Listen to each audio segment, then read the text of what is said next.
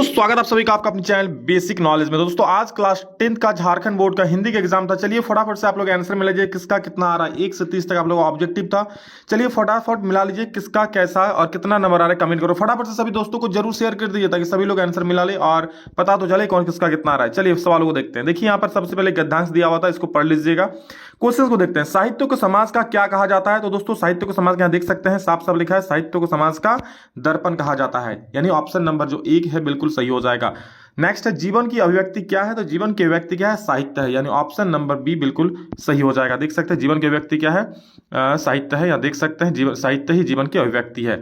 अगला प्रश्न है आप लोगों का, साहित्य हमें किन भावों का प्रतिबिंब देख सकते हैं? साहित्य में हम किन भावों का? तो साहित्य में हम जातीय भावों का प्रतिबिंब देख सकते हैं, सी बिल्कुल सही हो जाएगा। साहित्य के किस काल में अंतर देखा जा सकता है? तो किस काल में? भक्ति काल में, वीरगाथा काल में, आधुनिक काल में? सभी हो जाएगा इनमें से सही उत्तर। अगला प्रश्न फिर एक पद्यांश दिया है कविता टाइप का, इसको पढ़ लीजिएगा। किसके आने पर भयभीत ना होंगे? तो यहाँ पर विघ्नों के दल चढ़ाने पर भयभीत ना होंगे। ऑप्शन नंबर यहाँ देख जो सी है बिल्कुल सही हो जाएगा, 5 का सी। अगला प्रश्न देख सकते हैं क्या है 6 नंबर बोल रहा है क्या कि भारतवासी किसकी खातिर गर्हित कर्म नहीं करेंगे? तो क्षुद्र स्वार्थ के खातिर। ऑप्शन नंबर ए बिल्कुल सही हो जाएगा। कभी क्या आशा करता है? तो कभी भारत बहुत तरक्की करेगा, भारतीय किसी से पद दलित और हीन नहीं होंगे, बिल्कुल ऑप्शन नंबर बी जो है बिल्कुल सही हो जाएगा। अगला प्रश्न, भारत माता हमें क्या देती है? तो भारत माता हमें खाने की विविध वस्तुएं देती है, कविता के अनुसार होगा। माँ भोजन बना रही है, निम्न में से कौन सा क्रिया भेद होगा? तो माँ भोजन बना रही है, ये आप लोग का क्या बना रही है? भोजन, तो सकर्मक क्रिया हो जाएगा।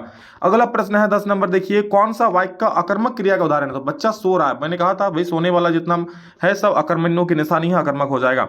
मिश्र वाक्य में प्रधान उपवाक्य और शेष क्या होता है? शेष उस पर आश्रित उपवाक्य होता है, यानी ये शेष कौन सा उपवाक्य होता है? शेष आश्रित उपवाक्य होता है, ठीक है।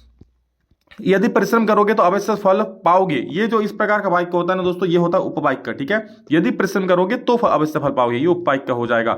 हमें अपनी सभ्यता डैश संस्कृति, सभ्यता और संस्कृति ना, तो सही अब भाई और हो जाएगा। नेक्स्ट, आम का एक अर्थ होता है फल और दूसरा क्या हो जाएगा? आम मतलब सामान्य भी होता है ना, तो ऑप्शन नंबर बी सही हो जाएगा, सामान्य। नेक्स्ट 15 में देखिएगा, निम्न में से भाव वाच्य का उदाहरण कौन है? तो भाव वाच्य का उदाहरण हो जाएगा माँ से चला नहीं जाता। बताए थे आप लोग कल ही कि भाई जो नहीं वाला शब्द आएगा वो भाव वाच्य, जो देखा है वो तो दमदमा के मारा होगा ना भाई।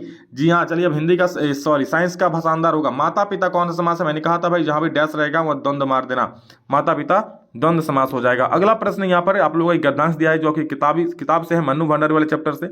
तो प्रस्तुत गद्यांश किस पाठ से लिया गया है? तो एक कहानी अभी जो मन्नू भंडारी द्वारा लिखी गई है उससे ली गई है। नेक्स्ट है, बड़ी बहन से तुलना किए जाने पर लेखिका के मन में कैसी भावना उत्पन्न हो गई? तो हीन भावना उत्पन्न हो गई थी, ऑप्शन नंबर डी सही हो जाएगा। अगला प्रश्न देख लीजिए क्या है यहाँ पर, मेघ गर्जों के बारे में है, मेघ पर कि मेघ गर्जो बरसो।